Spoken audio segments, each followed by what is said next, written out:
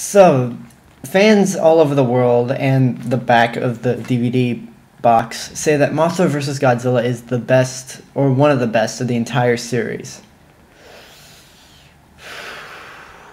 Why do I get the feeling that that's just false advertising?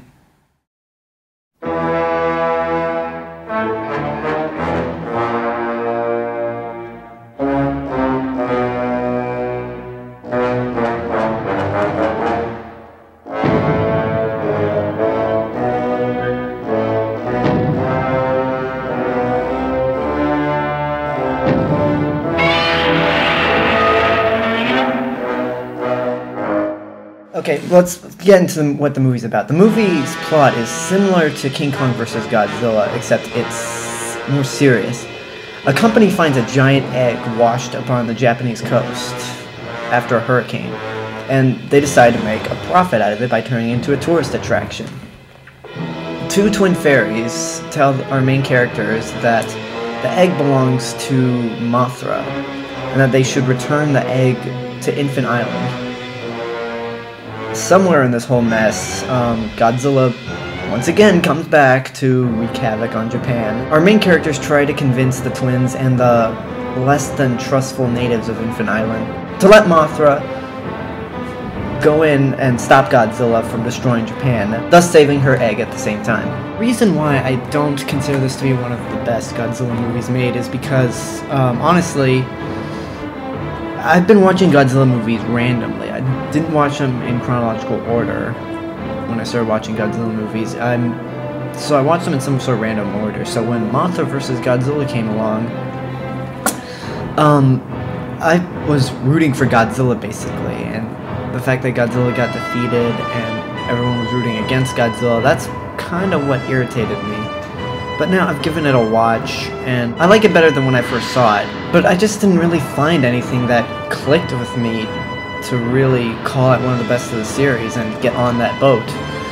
I mean, a couple things. One, the monsters moved at hyperspeed, like in Godzilla Raids Again. It's not as frequent as Godzilla Raids Again, but it's still odd, especially since Godzilla's fighting a giant butterfly.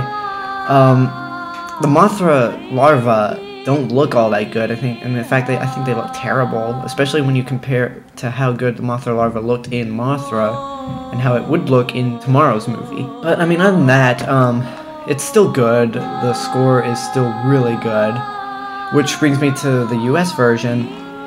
This US version is how all US versions should be done. All you need to do is just dub the lines in English, maybe get an American actor in there, and keep the score, because this is what the movie did. One thing that the US version also had was an extra scene.